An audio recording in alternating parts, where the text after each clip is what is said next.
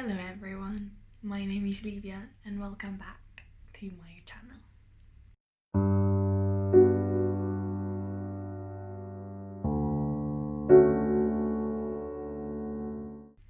Today's video is going to be my really long vlog for the 1000 Doors Readathon hosted by Drink It By Myself, Meg with Books and T Books and Tasmin. I'm gonna leave all their channels below, and this one was super exciting readathon because it was all about choose your own adventure. You basically had to choose one prompt to begin with, and then depending on what you rated it or how you felt about the book or answering certain questions that they were given in the video, you would get a second prompt to choose a second book. So I think this has been the most successful reading that I've ever done. I've read 5 books in about 20 days for this readathon, and that is super exciting, and I love them, most of them, in a very unexpected twist. This vlog right now that I'm editing it is super long. I'm hoping to reduce it, but we'll see how it goes. And let's start with my thoughts on my first book. I have now finished the first book for this readathon, which is Into the Drowning Deep by Myra Grant. And this book was my book for the Drinking By Myself prompt of 5, because this was the 5th spooky book that I read this year, which is super exciting because it has just been Halloween and I'm still in the mood for horror, to be honest. But anyways, this is a story about killer mermaids, which, you know, if you know, you know. No, I really think that the idea of killer mermaids is interesting. It's not that it hasn't been done ever before, but I think that Myra Grant did it in a really interesting and innovative way, which I very much enjoyed. Basically, the plot is that 7 years ago, a ship was sent to the Challenger Deep, which is a part of the sea, as I've discovered it's a real thing, which is like the most deep part of the sea. I think is somewhere in the Atlantic Ocean, maybe the Pacific, I am not sure. Geography, am I right? But anyways, so 7 years ago the ship has been sent there to find mermaids. But when the ship gets washed ashore with no one on board and footage of actual mermaids gets found, people think it's a hoax. Only a few people think that mermaids are actually real. Now, 7 years later, a new ship gets sent to the same place to discover what has happened to the people on the first ship. And we follow the perspective of a few characters, and they all had very interesting and very unique voices. It felt like they were very distinct between all of them, and I really enjoyed most of them. Well, I enjoyed reading all of them. I liked most of them. I really disliked one character, but I think he was meant to be disliked, and he was very, very easy to hate. But yeah, that's the basic premise of the story. It is a sci-fi horror, which is a combination I personally never read, because I've never read much horror anyway. So I found it very interesting. There was lots of talk of science, especially because all the people on this boat, most of the people on this boat, are scientists who are sent there to investigate these mermaids. So there was a lot of talking about the mermaids' biology, the mermaids' pattern of behavior, and a lot of things that have to do with the science behind the mermaids. Are they amphibians? Are they fish? Are they humanoids? What do they eat? How do they behave? And the most interesting part was how do they speak to each other. So the mermaids have a few languages. Of course, as we all know, mermaids, well, as the legend says, mermaids are able to kind of mimic sounds that the other things make, and this took that idea of like the mermaids singing to the sailors and the sailors kind of drowning because of the lovely song, and turned it on its head, and I think that was a really interesting thing. And the other thing was how some deaf characters and the ASL, so American Sign Language, was used throughout this book, because we have two deaf characters and a few of the characters can speak sign language. So it's really interesting how the writer was able to put that inside this book and make it very fun and interesting addition, and kind of fundamental part of the plot as well. It felt a bit sad in places because certain things happen and you're kind of like, oh no, oh no. And it was very tense all throughout, especially in the second half. It felt very high paced once this story was set, and the action started to take place. It was very fast paced, it was very entertaining, it was very captivating, I thought. I gave this book 4 stars and I highly recommend it. I think when I'll feel more into horror again, I'll pick up another Myra Grant book, because I think this one did an amazing job, so I'm looking forward to reading another one. But since I gave this book 4 stars, my next prompt was from Books with Meg, and it was the meme, I'm back! So I have to choose a book that kind of fits with this meme prompt, and I'm loving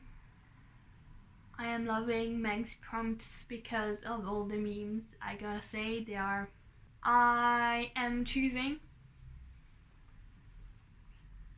Find Me by Andreas Iman. I still should check out how to say his name because I am still not sure. This is the story, this is the companion novel to Call Me By Your Name, which is one of my favorite novels of all time, and I absolutely adored it. And this one is the companion novel set a few years after the story of Call Me By Your Name. So Call Me By Your Name is the story of Oliver and Elio, who fall in love over a summer while Oliver is staying with Elio's family. There is quite an age difference, and they kind of have to keep the relationship secret. There is a lot of unrequited love, a lot of hiding who a person is, a lot of discovering of oneself, of coming to age and coming into one's own person, which I really enjoyed. I thought that the writing was beautiful, and it was kind of heartbreaking when I read Call Me By Your Names. So this is the story of what happens about, I'm guessing, about 10 years after the story of Call Me By Your Name ends. So I am super curious about how this one is going to be. And it's a short one, so it's only 260 pages about, so I should power through it. So anyways, I am so stoked for going back to these lovely characters that I got to enjoy so much in Call Me By Your Name, and see if this has the same impact or not. And I think it definitely fits the prompt of I'm back, because I am going back to 2 of my really lovely favorite characters and one of my favorite books of all time. So let's get reading.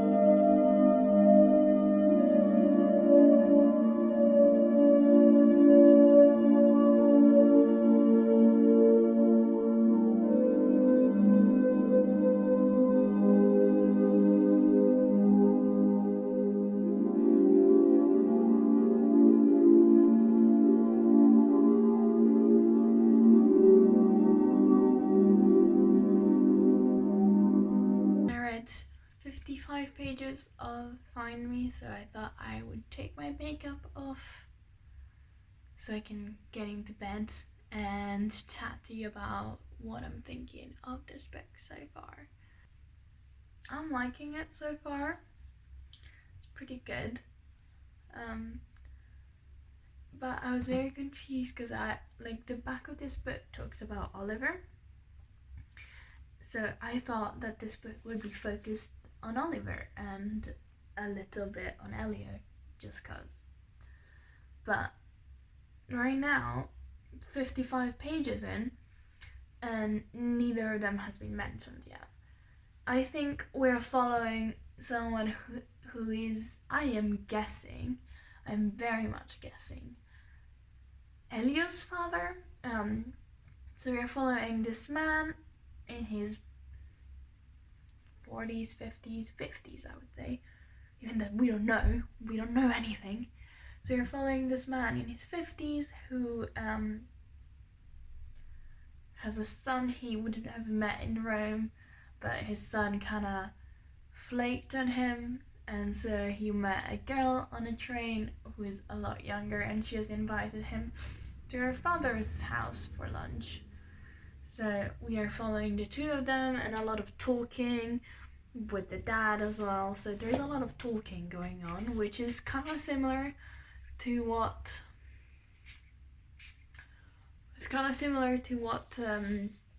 Call Me By Your Name was, because there was a lot of talking in that one as well. But I'm not sure. Like, a lot of the themes and a lot of the prose are good, are very beautiful, are very meaningful to me. They kind of make me emotional already, but I don't care about the characters very much yet, and I don't know if I'm ever going to, especially because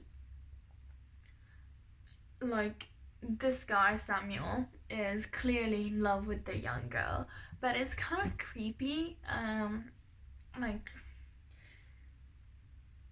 and there's this flirtatious thing going on, but I just don't know if I'm enjoying that, or if it's just a bit too much old man, young girl. So I guess we'll have to see. And I got a little bit scared because I read a few reviews because I kind of wanted to see what was up with stuff, and I read a few reviews and a lot of them were talking about how there was about 11 pages of Elio and Oliver, and I'm kind of just like, but do I really want to read of Elio's father flirt with a younger woman? Is that what I came here for? Because it kind of isn't. So I guess we'll see. I'm still enjoying it. It's not like ruining the book yet, but it might in the long run, just because I don't really care about either of the characters so far. So but I guess that's everything for the first 50 pages of this book.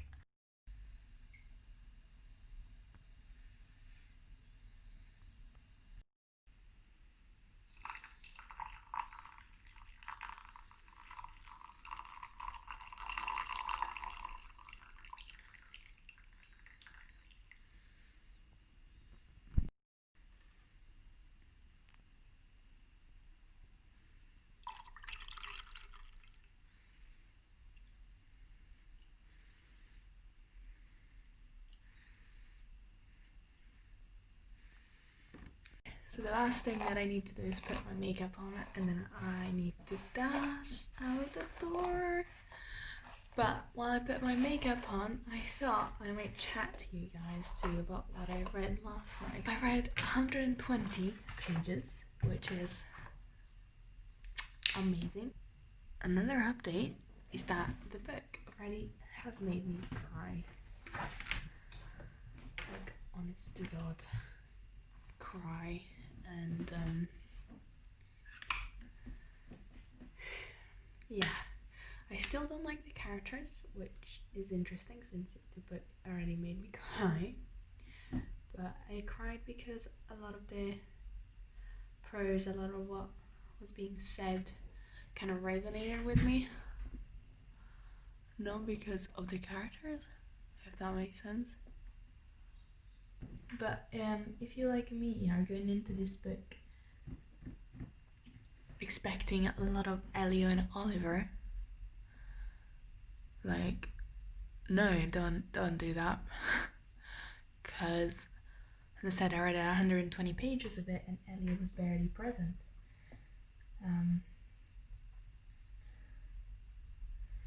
I think he's going to be more present into the second part, which I'm very looking forward to, because the relationship between the old guy, the professor, and the young girl was really creeping me out. Especially the sex. Andrea Atiman always has this thing about making sex super creepy, even with Call Me By Your Name, where I really liked the characters and I really wanted them to be together. It was still super duper creepy. So when you don't like the characters and think that their age difference is a bit too much, it's even creepier. As you may be able to imagine. As I said, I did find the couple a bit unsettling, but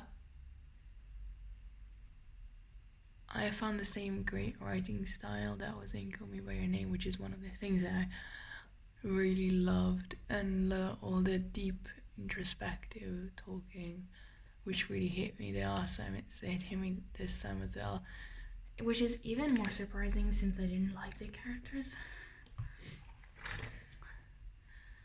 But I'm not gonna complain.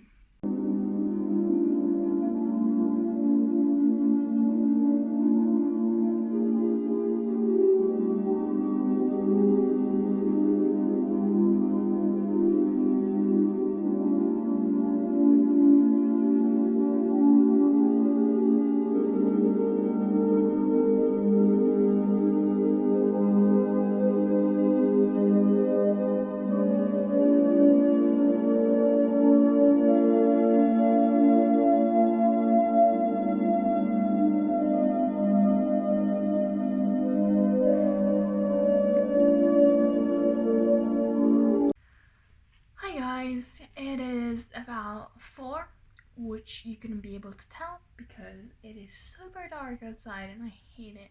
And I've been at work all day, and yeah, it's been a really tiring day because it was PE day as well as cooking day today at school, which means just standing up all the freaking time. But that's fine. I am home now, I'm in my bed, I don't have many plans except reading this. I would love to finish this book. I think I talked to you about it this morning, but yeah, I'm really enjoying it. I think that it's doing a lot of things right, especially with the writing, but it's doing a couple of things wrong, especially with the characters, which I'm not really vibing with at the moment. I think the descriptions of Rome are making me so homesick, and I really want to be back a little bit. It's really making me nostalgic of when I lived in Rome, but that's alright. I'm really liking this readathon. It's so fun how you can kind of choose your own adventure thingy, and it was kind of cool to see how you can interpret the prompts and see what everyone is reading for the different prompts and how they're developing, who's getting the same prompts and who's getting different ones, and all the prompts are fun. This is the book I'm reading though, so I should really get to it. Not many plans for today. Maybe watch the Great British Bake Off. Probably hang with the boyfriend. I should read, shouldn't I? I'm so excited to watch the new episode of the Great British Bake Off. I love this show. Makes me so happy. I need to be happy today.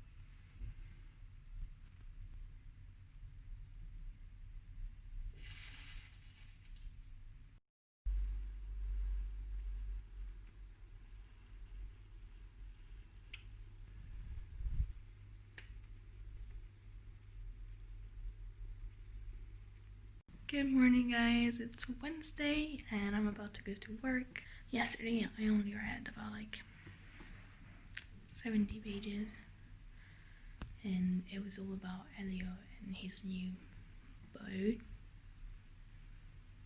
And they're cute, but they're not at the level of Elio and Oliver, so we'll see what happens. I still have 80-90 pages left. Catch you after work.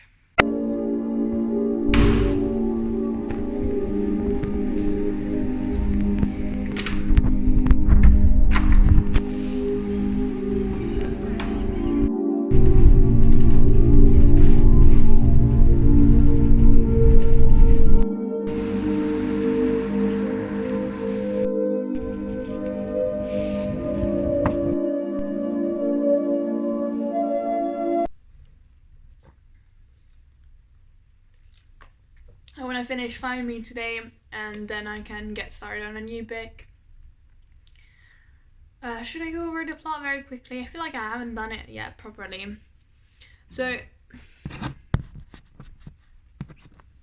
what I thought Find Me would be about, I thought it would be about Oliver kind of, I guess spoilers for Call Me By Your Name. So I thought, yeah, Oliver would kind of be like, oh shit, and try to reconnect with Elio. But so far, we haven't seen Oliver yet. The plot so far has been this. In the first section, we have followed a man, an older man, a professor, and his new relationship with a girl he meets on a train who is half his age. And then in the second section, we've instead followed a guy. We followed Elio, who is in a new relationship with a guy double his age. Sometimes I'm starting to wonder what's up with Andrew Assiman and his passion for different age relationships, because I don't enjoy it that much, but this is the third relationship with a big age gap in 2 of his books that I've read. So, what's up with that? I don't know what's up with that, but I'm not sure I like it. Like, it's cute and all. It's cute. Their relationships are not the best, are not quite as good as Ellie and Oliver were. Especially the one between the old man and the young woman. I think that one was super creepy. There is a bit where she shares something that was so shocking, but not in a good way shocking, just in a bad way. And I'm like, what the fuck? Why would you ever think that or say that? No. Disgusting. Oh my god. But I'm still really enjoying the way it's written. The prose is always beautiful, like in Call Me By Your Name. And it was really making me think and making me feel things, which I think I said it before in a lot of clips. It is surprising since I don't like the characters and I don't care about the relationships, but it is making me feel things. I especially really enjoyed the father-son relationship that's a lot present in both sections so far. There is a lot of talk about what it means to be a son or a daughter and to be a parent as well, and it's really interesting, especially what it means to be a father. It seems to be the focus of it. So yeah, that's interesting. I'm liking it. I want to finish it today.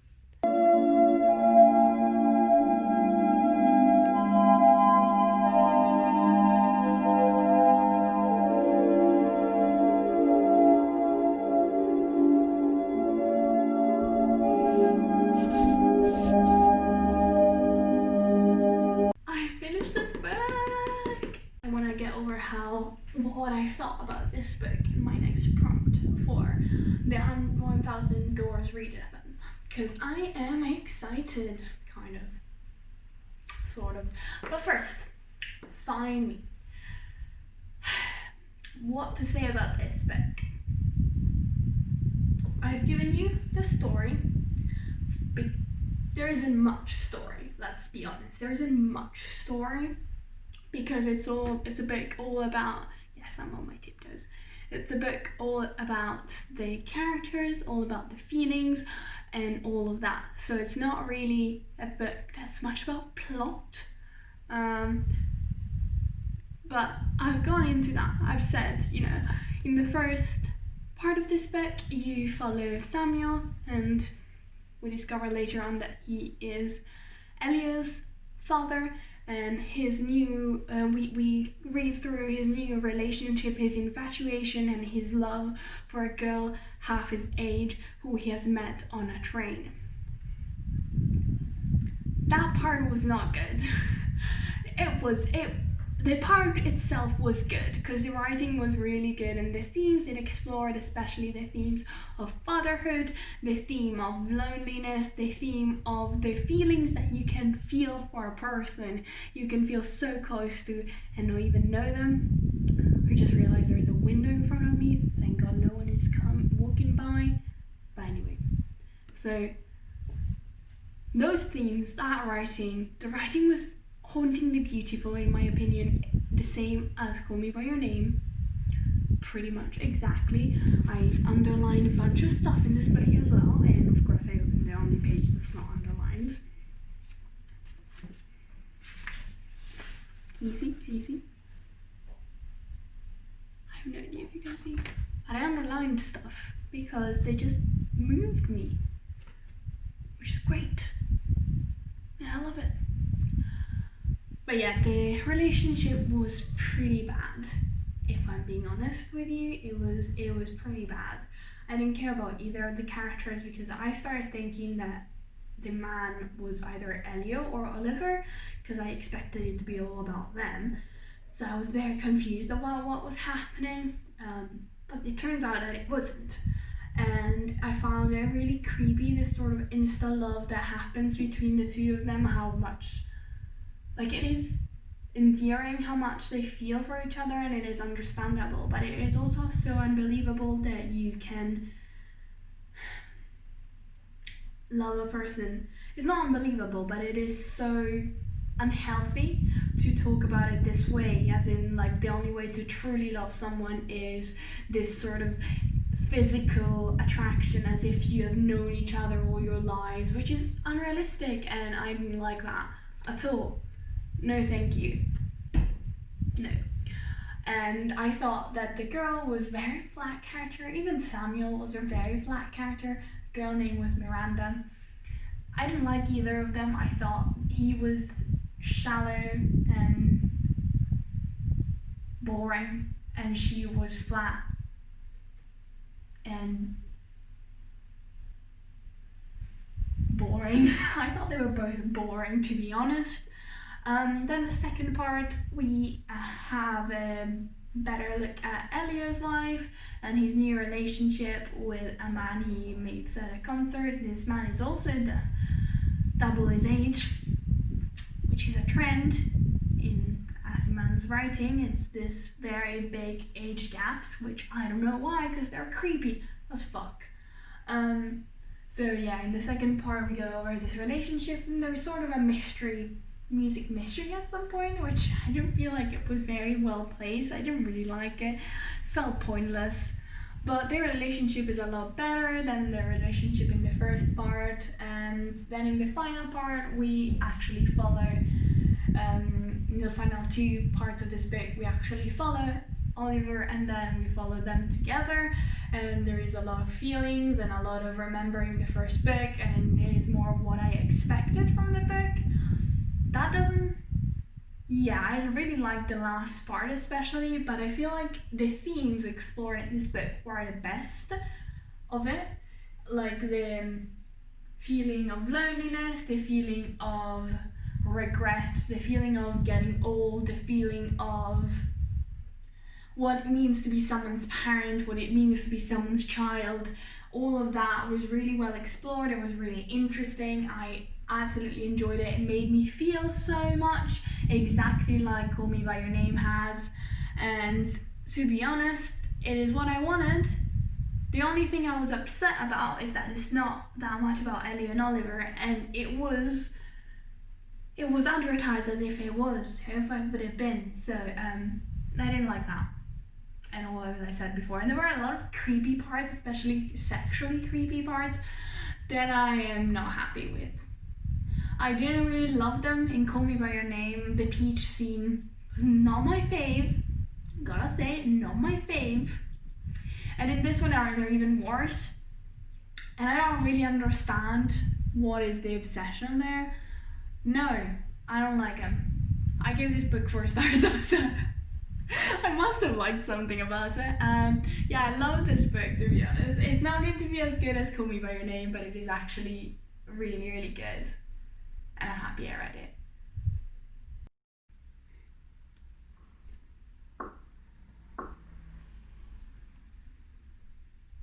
You are smashing this, oh my god. My third prompt for you is a book that feels like Marvel. Oh no. I've seen this prompt floating around in some videos and some Instagram posts, and I'm so scared.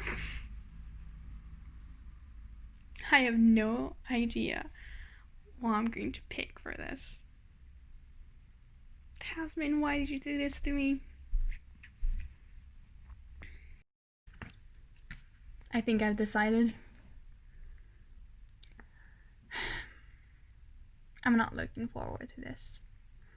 This might be a 1 star. So this is a collection of short graphic novels written by Neil Gaiman and illustrated by various people, and they don't have a common plot. The first 2 were inspired by this Swamp Thing, apparently, and then there was one that was called Hold Me, which was quite good, very creepy. I read it on Halloween. And then the current one I'm not understanding, but I'm not understanding any of them, so I feel like I'm not smart enough, or I don't have enough pop culture references to understand this book. Honestly, I don't get it.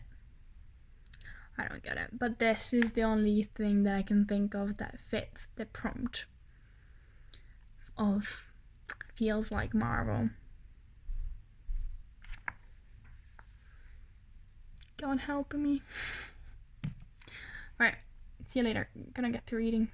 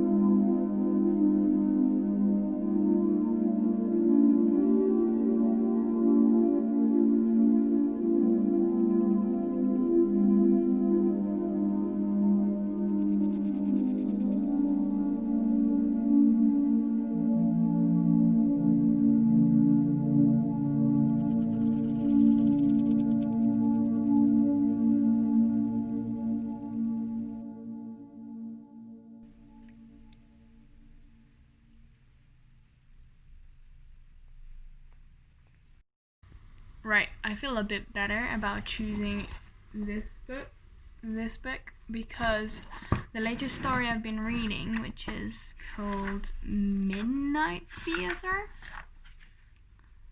Sandman Midnight Theater,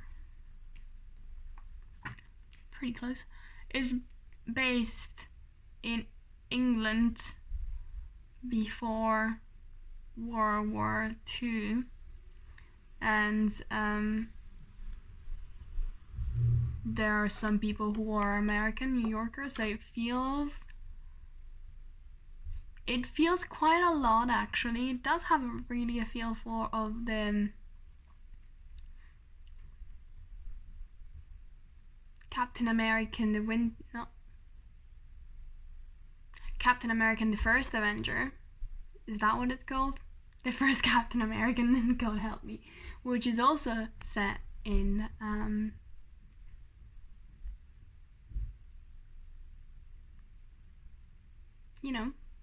trying to think, which is also set in before World War II, and it has some spy stuff, which this book also has, so good for that. I'm happy about that.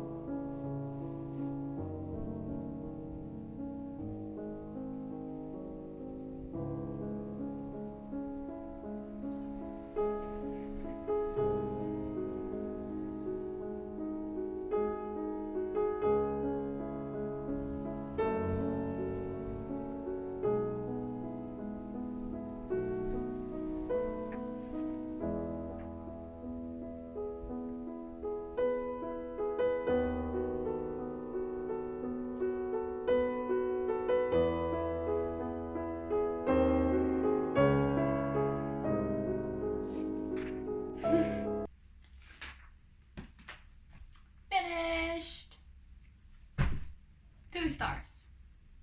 Didn't love it. I liked the last story, but didn't love it. No, thank you. Because whether or not you like the main character will dictate which of the next magical doors you go through.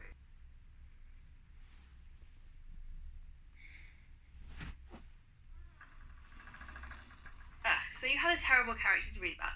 That sucks. Let's see how you get on better with the next book. So your next prompt is yellow. Yellow. Interesting, Emma. Interesting.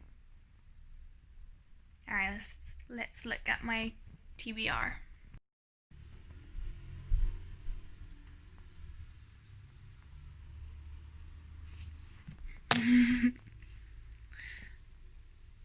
I guess the most yellow book I own is Foundation by Asimov, but I don't actually want to read it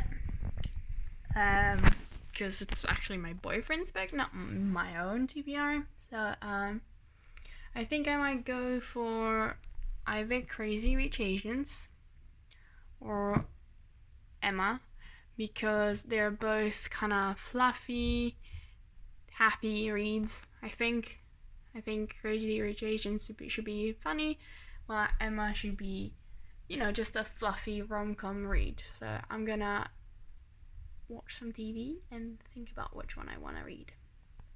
I finished book number 3, for which I finished Midnight Days by Neil Gaiman, and now I have decided that I'm reading Emma, because I know it has a happy ending and it is fluffy and it is funny, so it reminds me of the color yellow. I've read 4 pages because I made dinner, made lunch for tomorrow and coffee, and then my boyfriend arrived and we watched some Doctor Who because why not? So I only had time to read 4 pages. I might read a couple more before going to bed, but literally 2 more. And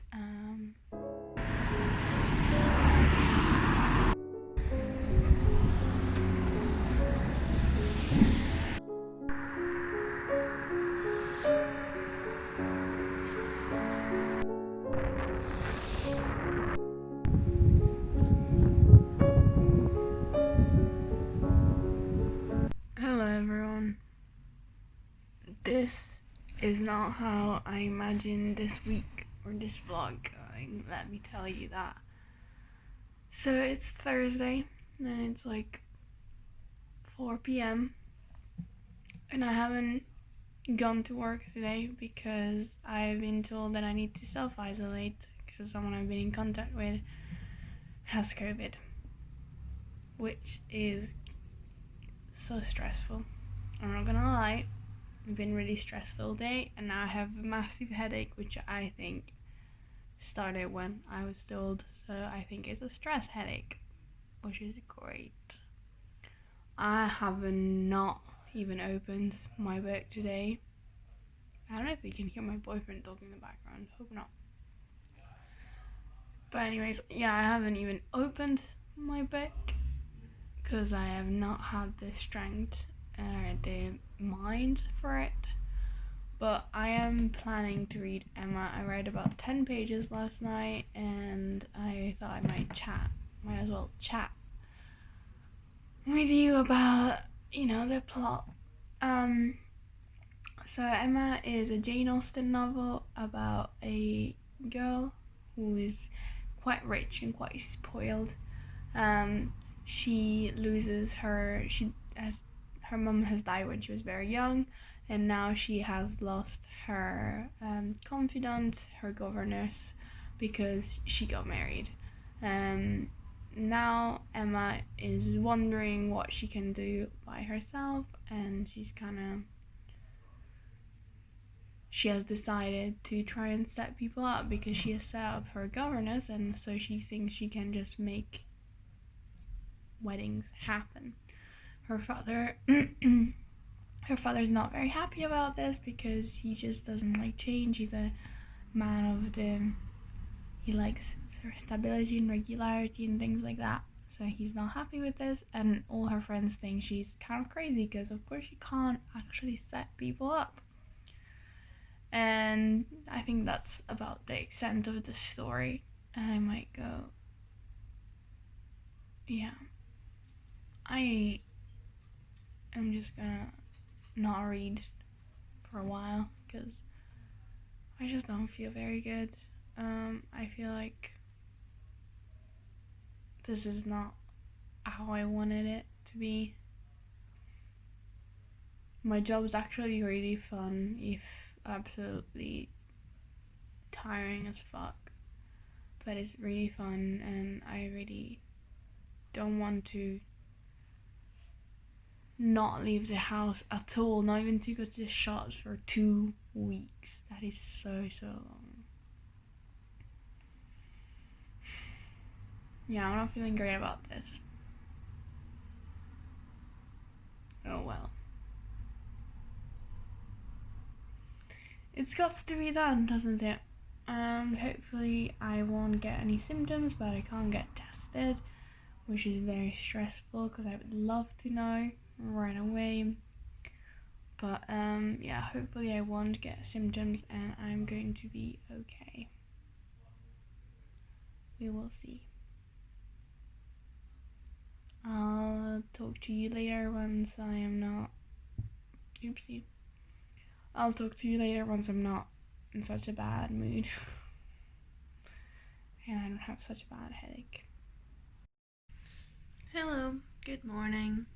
It's Thursday. Is it Thursday? It's Friday.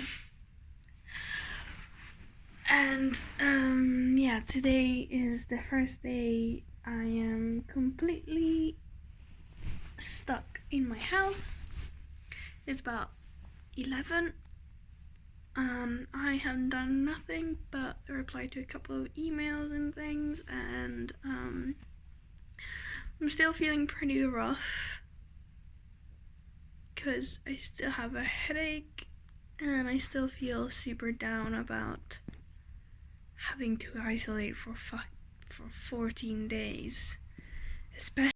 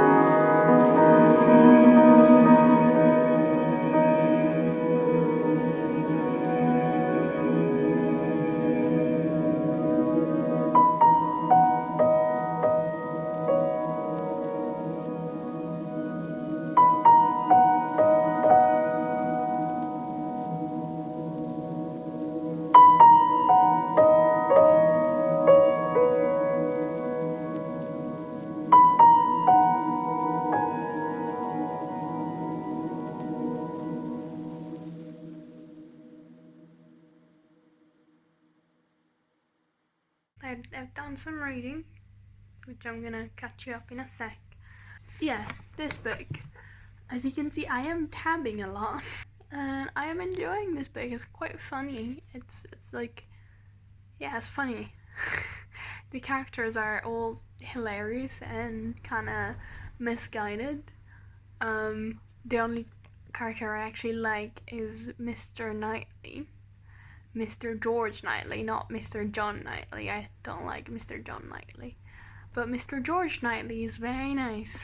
Hemant's father is really funny, as in a hypochondriac and everything. Emma is hilariously blind to everything, and Isabella is a bit ugh. And yeah, I think that's about it for now. We got to the point where someone has confessed their love to Emma, and it's just really funny. It's meant to be, but yeah, it's just really funny. It's pretty good. No complaining so far. It's a Jane Austen novel. Very sister, very romance heavy, but it's a lot funnier than her other novels. So, alright. So that's it. So that's it about Emma. Tonight, oh, no, not that. Tonight we're planning to watch Spider-Man Far From Home on the big projector that we have, and have some takeaway for, date night.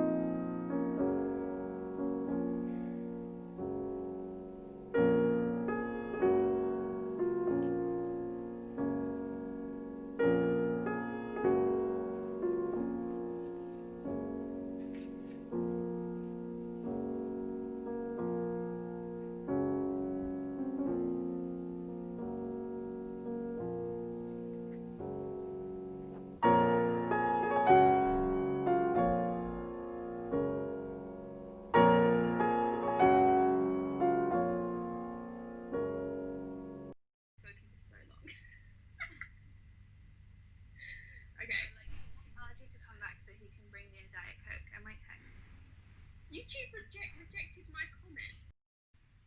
Right now, Mr. Knightley is all like with the math thingies. He's figured it all out. Hello everyone, welcome back. I have stopped filming for a few days because there wasn't much I wanted to say or to report. I was just reading and doing not much because I'm still self-isolating for 8 more days. Oh gosh. But I've got some good news. I've finally finished Emma, and look at all the tabs. Look at them. Oh my god. Anyways, I finished Emma. This is my 4th book, which is mad. It's madness. This is my 4th book for the 1000 Doors Readathon, and I enjoyed this. I think this is one of the best Jane Austens that I've read, and I've read 3 so far. I like this one best because it was funniest, in my opinion. It was, I think Emma was not a good character, like she wasn't a good person, but she was an extremely enjoyable character, and I really liked reading her story. I thought it was really funny how she went through things. All the blue tab is when she tries to set up people, and all the green tab, which you don't really see the difference, but all the green tab are where it goes wrong. And it's just so funny. It is great. The red is like the end game couple being cute. I already expected pretty much what this was because I've seen the film. Like with most Jane Austen books, I've already seen the films, so not surprising, but really good. The writing was also a lot better than it was in Sense and Sensibility, in my opinion. It was less stuffy and less fake and more like they probably would have talked at the time, I'm guessing. I wasn't there, so I don't know. And I also thought that there was less of a moral, which is nice, because the moral in Sense and Sensibility was a bit heavy-handed, while in this one is more like, just don't mess with other people's affairs, just be kind. There was also a lot of, 1800s bullshit, like, oh no, that's not a favorable connection sort of thing, which, come on. But that's okay. It's Jane Austen, we expect that. So I've really enjoyed this one. I am inclined to give it a 3.5, but I need to think about that more, and it might just be a 3 instead. I'm not sure yet. Definitely not a 4, it's not that good. It's really enjoyable though. Yeah. And I really love the cover though. So pretty. Yeah, I think a lot of the characters are really funny in this one. And that's about it for Emma. And I'm so ecstatic that I've managed to finish 4 books in 17 days. About that is mad to me. That is very mad. It's like a book every 4 days about, and every 5 days. And now I'm planning to read another book. So I've watched The Prompt. It is Joel from Official Fates, who I love so much. I love him so dearly. And The Prompt is Weapon. So what I'm thinking for this one, since I can't go around and buy new books, especially because I'm self-isolating, which is fun, it's fine.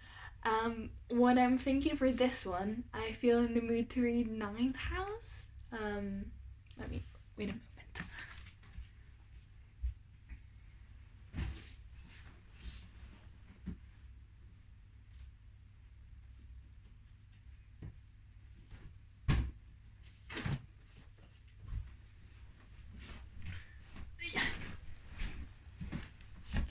So these three books are the books that could conceivably be okay with The Prompt. This one is And Then There Were None by Agatha Christie, and I tried reading it and it's just not taking me in. I'm waiting for the audiobook to be available because I've reserved it on my library app, so I'm waiting for that one, and I might read it there because it's just too many characters. So I don't really want to read this one, especially because I'm at home all day. I don't listen to audiobooks, I've discovered, when I'm at home. Even though I'm listening to The Herd and it's so good, but I'm not listening to it because I am all day in this room. So, and the other 2 books are these ones. This is Ninth House by Lee Bardugo, and this one is The 7.5 Deaths of Evelyn Hardcastle by Stuart Turton. I think that's how you say his name. But I think I want to go with this one because I don't feel like reading this one right now. I don't know why, I just don't feel like it. So I think I'm gonna go with this one. And this one works for The Prompt Weapon because it is about magic, which is a kind of weapon, and it is about Alex, who goes to Yale, and she's tasked with keeping track of the secret societies at Yale who have magic and are kind of shady, and then a girl dies, so there's also must be a weapon there because someone dies. So I think this is going to be my next read, and it is chunky, it is big, but I think it's gonna go fast because it's fantasy, urban fantasy, something like that, and I'm quite excited about this one because I hear it's great. So yeah, I'm gonna read this one. Alright. See you later.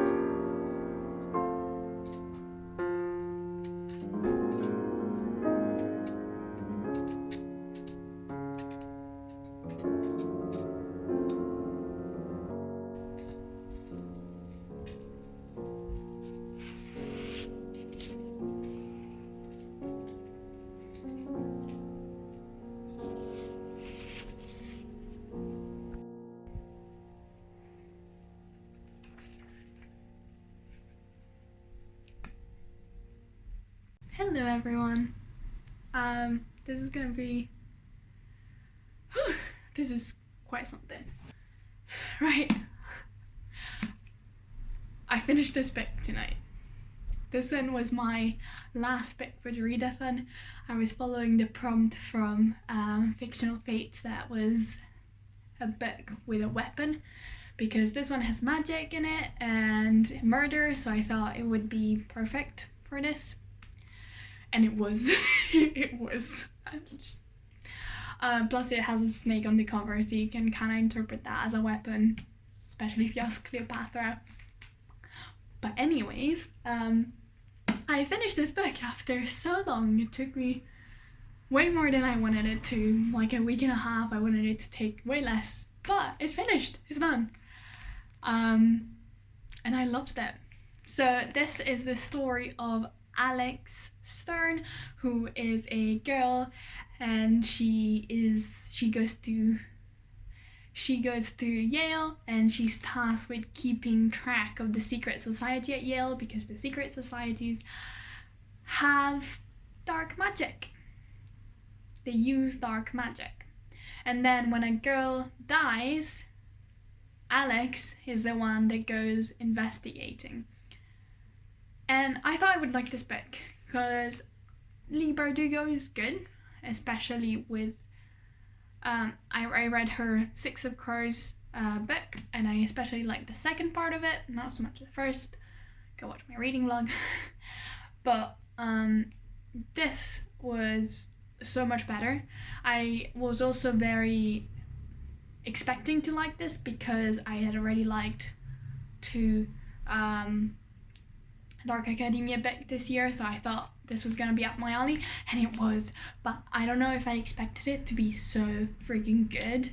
I thought the magic would be a lot less present than it is. It is so good. I didn't expect the double POVs, which were a good surprise, let me tell you. I love both of the characters. Alex and Darlington I love them.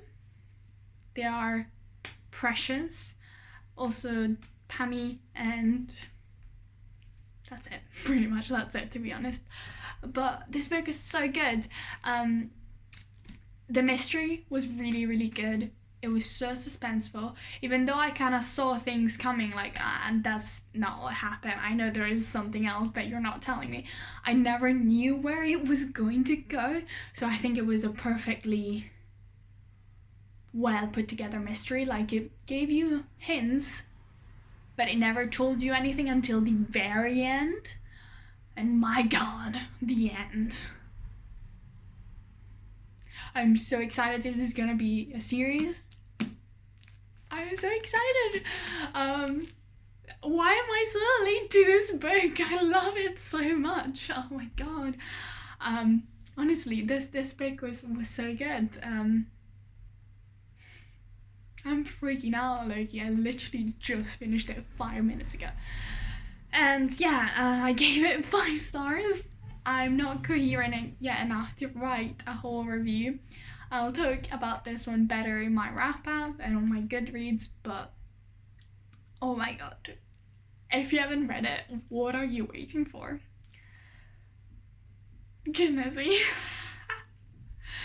It was a great book. Great book. I think that's it. I think that's everything. Oh my god. I can't even think straight. Things I liked about this book, things I disliked.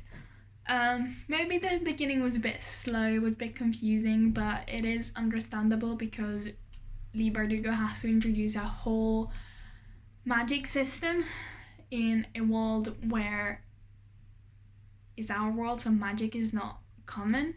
So it kind of gets going a bit slowly, but I didn't mind it very much, not like with Six of Crows, because there were only 2 perspectives that we were following, so it felt like you could get a lot closer to the characters and understand them a lot better, which I really liked. And yeah, so the characters on one side, I'm not sure what I think of the writing yet. It wasn't like mind-blowing, but it did its job, so I don't mind. It was dark. I think this book was actually quite dark, and I like it for it.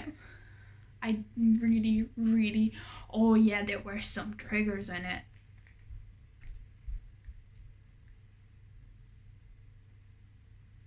I might do a spoiler review because this book fucked me up a little bit.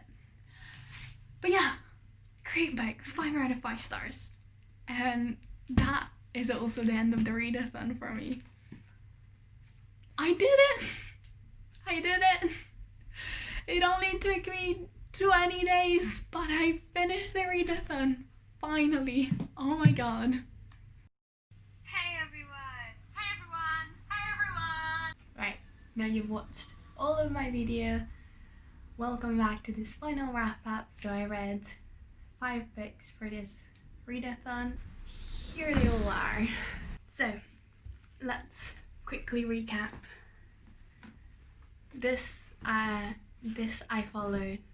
For my first prompt, I followed Drinking by Myself from 5, and this one was my 5th spooky book of the year. I gave it 4 stars, I think, and it's about killer mermaids.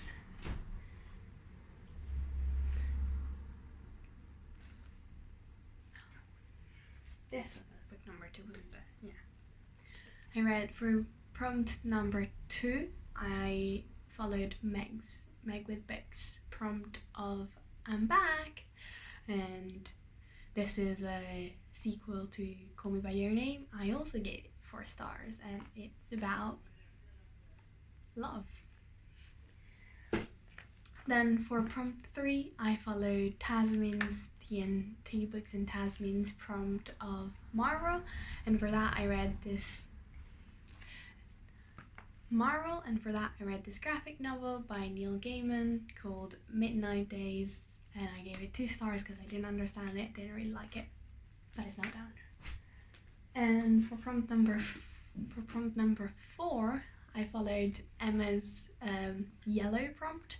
So I read Emma, which is quite fitting if you ask me, because I know this has a happy ending, and the book always makes, because I know this has a happy ending and the film always makes me feel fuzzy, and I annotated. It was super cute. It's about a girl who butts in and tries to matchmake people, but it all goes wrong.